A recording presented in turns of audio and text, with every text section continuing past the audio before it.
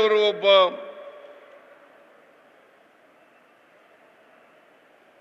ಒಳ್ಳೆ ಶಾಸಕರಾಗಿ ಹೊರಹೊಮ್ಮತಾ ಇದ್ದಾರೆ ಅಂತಕ್ಕಂಥ ಮಾತುಗಳನ್ನು ಹೇಳಲಿಕ್ಕೆ ಬಯಸ್ತಾ ಇದ್ದಾರೆ. ಕಳೆದ ಬಾರಿ ಅವರಿಗೆ ಆಶೀರ್ವಾದ ಮಾಡಿದ್ರಿ, ಅವರು ಶಾಸಕರಾಗಿ ಬಂದಿದ್ದಾರೆ. ಶಾಸಕರಾಗಿ ಅವರ ಜನಪ್ರತಿನಿಧಿಯಾಗಿ ಹೇಗೆ ಒಬ್ಬ ಒಳ್ಳೆ ಜನಪ್ರತಿನಿಧಿ ಆಗಲಿಕ್ಕೆ ಸಾಧ್ಯ ಆಗ್ತದೆ ಅಂತಕ್ಕಂಥದ್ದನ್ನು ಸಾಬೀತು ಮಾಡಿದ್ದಾರೆ. ಅದರಿಂದ 2028ರಲ್ಲೂ ಕೂಡ ಅವರೇ ಚುನಾವಣೆಗೆ ನಿಲ್ತಾರೆ. ಅವರನ್ನು ನೀವೆಲ್ಲರೂ ಕೂಡ ದೊಡ್ಡ ಬಹುಮತದಿಂದ ಗೆಲ್ಲಿಸ್ಕೊಡ್ಬೇಕು ಅಂತಕ್ಕಂಥ ಮಾತುಗಳನ್ನು ಹೇಳಲಿಕ್ಕೆ ಬಯಸ್ತಾ ಇದ್ದೇನೆ. ಅದರಿಂದ ಸಮಯ ಆಗಿದೆ. ಈ ಬಿ ಜೆ ಪಿಯವರು ಇದ್ದಾರಲ್ಲ ಸುಳ್ಳು ಅಪಪ್ರಚಾರ ಮಾಡೋದು. ಈಗ ಮತ್ತೆ ಚೆಲುವರಾಯಸ್ವಾಮಿ ಹೇಳಿದ್ರಲ್ಲ, ಚೆಲುವರಾಯಸ್ವಾಮಿ ಪ್ರಸ್ತಾಪ ಮಾಡಿದ್ರು, ಗೊಬ್ಬರದ ಅಭಾವ ಇಲ್ಲ, ಆದರೆ ಎಷ್ಟು ಗೊಬ್ಬರ ಬೇಕೋ ಅಷ್ಟು ಗೊಬ್ಬರನ ಕೇಂದ್ರ ಸರ್ಕಾರದಿಂದ ಕೊಡಲಿಕ್ಕೆ ಆಗಿಲ್ಲ. 6,70,000 6,82,000 ಟನ್ ನಮಗೆ ಕೊಡಬೇಕಾಗಿತ್ತು. ಆದರೆ ಅವರು ಕೊಟ್ಟಿರ್ತಕ್ಕಂಥದ್ದು ಕೇಂದ್ರ ಸರ್ಕಾರ ಕೇವಲ 5,27,000 ಮೆಟ್ರಿಕ್ ಟನ್ ಗೊಬ್ಬರ. ನಾನು ಪತ್ರ ಬರೆದಿದ್ದೀನಿ ರೈತರಿಗೆ. ಈ ಸಾರಿ ಮುಂಗಾರು ಮಳೆ ಮೊದಲೇ ಬಿದ್ದುಬಿಟ್ಟಿದೆ, ಜಾಸ್ತಿ ಬಿತ್ತನೆ ಮಾಡಿದ್ದಾರೆ ರೈತರು, ಗೊಬ್ಬರ ಬೇಕಾಗ್ತದೆ, ಅದಕ್ಕೋಸ್ಕರ ಗೊಬ್ಬರ ಸರಬರಾಜು ಮಾಡಿ ಅಂತೇಳಿ ಅವರು ಪತ್ರ ಬರೆದಿದ್ದಾರೆ, ನಾನು ಪತ್ರ ಬರೆದಿದ್ದೀನಿ. ಅದಕ್ಕೋಸ್ಕರ ರಾಜಕೀಯವಾಗಿ ಉಪಯೋಗಿಸ್ಕೊಳ್ತಕ್ಕಂಥದ್ದು ನಾವು ವಿಜೇಂದ್ರನಿಂದ ಪಾಠ ಕಲಿಬೇಕಾ? ಅವರಪ್ಪ ಯಡಿಯೂರಪ್ಪನವರು ಮುಖ್ಯಮಂತ್ರಿ ಆಗಿರುವಾಗ ಹಾವೇರಿನಲ್ಲಿ ಗೊಬ್ಬರ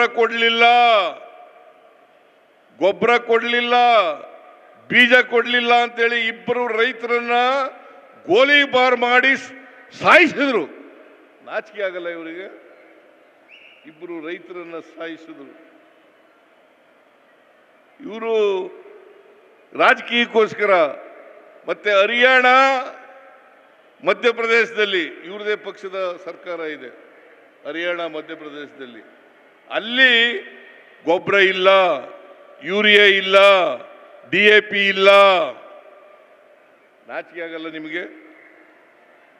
ಇದು ರಾಜ್ಯ ಸರ್ಕಾರ ತಯಾರು ಮಾಡೋದಲ್ಲ ಗೊಬ್ಬರನ, ಮತ್ತೆ ನಾವು ಕೊಡೋದಲ್ಲ ಗೊಬ್ಬರನ. ಕೇಂದ್ರ ಸರ್ಕಾರದಿಂದ ಕೊಟ್ಟರೆ ನಾವು ಕೊಡ್ತೀವಿ, ನಮ್ದು ಸರಬರಾಜು ಮಾಡೋದು ಅಷ್ಟೇನೆ. ಗೊಬ್ಬರ ತಯಾರು ಮಾಡೋರು, ಗೊಬ್ಬರ ಕೊಡೋರು ಕೇಂದ್ರ ಸರ್ಕಾರದವರು. ಅಷ್ಟು ಗೊತ್ತಾಗಲ್ಲ ಅವ್ರಿಗೆ. ಅದ್ರ ಬದಲು ಇಲ್ಲಿ ಚಳುವಳಿ ಮಾಡ್ತಾರಂತೆ. ಅದ್ರ ಬದಲು MP ಗಳಿಗೆಲ್ಲ ಪತ್ರ ಬರೆದಿದ್ದಾರೆ ಕೃಷಿ ಸಚಿವರು. MP ಗಳು ವಿಜಯೇಂದ್ರ ಅವರು, ಅಶೋಕ್ ಅವರು, ನಾರಾಯಣ ಸ್ವಾಮಿ ಅವರು, ಅವರೆಲ್ಲರೂ ಹೋಗ್ಲಿ ನಡ್ಡಾ ಅವ್ರ ಹತ್ರ ಕೂತ್ಕೊಂಡು ಗೊಬ್ಬರ ಕೊಡಿಸ್ತಕ್ಕಂಥ ಕೆಲಸವನ್ನ ಮಾಡಲಿ. ನಾನು ಪತ್ರ ಬರೆದು 1 ವಾರದ ಮೇಲಾಯ್ತು, ಇವತ್ತಿನವರಿಗೆ ಉತ್ತರ ಇಲ್ಲ, ಇವತ್ತಿನವರಿಗೆ ಗೊಬ್ಬರ ಕೊಟ್ಟಿಲ್ಲ. ಇದನ್ನ ಕೊಡಿಸ್ತಕ್ಕಂಥ ಕೆಲಸವನ್ನ ಮಾಡಿ ಅಂತ ಹೇಳಿ ನೀವು ಚಳುವಳಿ ಮಾಡೋದ್ರ ಬದಲು ರಾಜಕೀಯವಾಗಿ ನೀವು ಏನೇ ತಿಪ್ಪರ್ಲಾಗ ಹಾಕಿದ್ರು ಕೂಡ, ಏನೇ ರಾಜಕೀಯ ಬೂಟಾಟಿಕೆಗಳನ್ನು ಮಾಡಿದ್ರು ಕೂಡ ಮುಂದಿನ 2028ರ ಚುನಾವಣೆಯಲ್ಲಿ ನಾವೇ ಗೆಲ್ಲೋದು ಅಂತಕ್ಕಂಥ ಮಾತುಗಳನ್ನು ಹೇಳಲಿಕ್ಕೆ ಬಯಸ್ತಾ ಇದ್ದೇನೆ. ಇಲ್ಲಿ ಉದಯ ಶಾಸಕರಾಗಿ ಮತ್ತೆ ಆರಿಸಿ ಬರ್ತಾರೆ ಅಂತಕ್ಕಂಥ ಮಾತುಗಳನ್ನು ಹೇಳಲಿಕ್ಕೆ ಬಯಸ್ತಾ ಇದ್ದೇನೆ. ಅದರಿಂದ 2028ರ ವಿಧಾನಸಭಾ ಚುನಾವಣೆಯಲ್ಲಿ ಐ ಡೋಂಟ್ ನೋ, ನನಗೆ ಗೊತ್ತಿಲ್ಲ ಪಾರ್ಲಿಮೆಂಟ್ನಲ್ಲಿ ಏನಾಯಿತು ಅಂತ ಗೊತ್ತಾಗ್ತಾ ಇಲ್ಲ ನನಗೆ. ಪಾರ್ಲಿಮೆಂಟ್ನಲ್ಲಿ ಕೇಂದ್ರದಲ್ಲಿ ಈಗ ಕುಮಾರಸ್ವಾಮಿ ಅವರು ಬಹಳ ಪ್ರಮುಖವಾದಂಥ ಇಲಾಖೆಯಲ್ಲಿ ಮಂತ್ರಿಯಾಗಿದ್ದಾರೆ. ಅವ್ರು ಕೊಡಿಸ್ಲಿ, ಗೊಬ್ಬರ ಕೊಡಿಸ್ಲಿ ಕರ್ನಾಟಕಕ್ಕೆ. ಮಂಡ್ಯಕ್ಕೆ ಗೊಬ್ಬರ ಇಲ್ಲ, ಹಾವೇರಿ ಗೊಬ್ಬರ ಇಲ್ಲ, ಗದಗ ಗೊಬ್ಬರ ಇಲ್ಲ, ದಾವಣಗೆರೆ ಗೊಬ್ಬರ ಇಲ್ಲ ಅಂತೇಳಿ ಕೊಡಿಸ್ಲಿ. ಅದನ್ನು ಬಿಟ್ಬಿಟ್ಟು ಚಳುವಳಿ ಮಾಡ್ತಾರಂತೆ.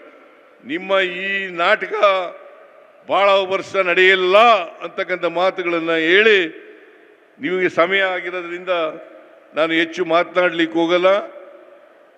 ನಿಮ್ಮೆಲ್ಲರಿಗೂ ಅಭಿನಂದನೆಗಳನ್ನು ಸಲ್ಲಿಸಲಿಕ್ಕೆ ಬಯಸ್ತಾ ಇದ್ದೇನೆ. ಯಾಕಂತಂದರೆ ಭಾಳ ದೊಡ್ಡ ಪ್ರಮಾಣದಲ್ಲಿ ಮದ್ದೂರಿನಲ್ಲಿ ಸಭೆ ಸೇರಿದ್ದೀರಿ. ಅದಕ್ಕೋಸ್ಕರ ಎಲ್ಲ ರೈತ ಬಾಂಧವರಿಗೆ, ಸ್ನೇಹಿತರಿಗೆ ಅಭಿನಂದನೆಗಳನ್ನು ಸಲ್ಲಿಸಿ ಈ ಕಾರ್ಯಕ್ರಮವನ್ನು ಏರ್ಪಾಡು ಮಾಡಿದಂಥ ಉದಯ ಮತ್ತು ಅವರ ಸಂಗಡಿಗರಿಗೆ ಧನ್ಯವಾದಗಳನ್ನು ಹೇಳಿ ನನ್ನ ಮಾತುಗಳನ್ನು ಮುಗಿಸ್ತೇನೆ. ಜೈ ಹಿಂದ್, ಜೈ ಕರ್ನಾಟಕ.